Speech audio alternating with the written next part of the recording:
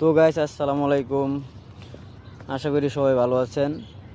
তো আজকে দেশে আসলাম, আসার পর আমাদের বাড়ির পাশে একটা ছোট্ট নদী আছে। সেই নদী দেখেন, নদী না বলতে আমাদের দেশের ভাষায় বিল বলে। বিলে দেখেন পানি কদ্দুর হইছে, একদম ভরা ভরা পানি দেখছেন।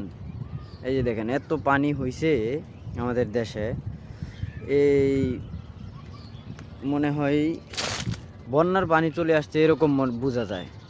দেখেন বাড়ি ঘরগুলো অনেকটা তো ভরে গেছে পানি দিয়ে। আমাদের আমাদের বাড়ি ভরে গেছে দেখেন। আমাদের বাড়ির কিনারে পানি উঠছে কত দূর, এই এই জায়গায় পানি থাকে নিম্ন স্তরে। এই এই পর্যন্ত পানি থাকে, এই পর্যন্ত।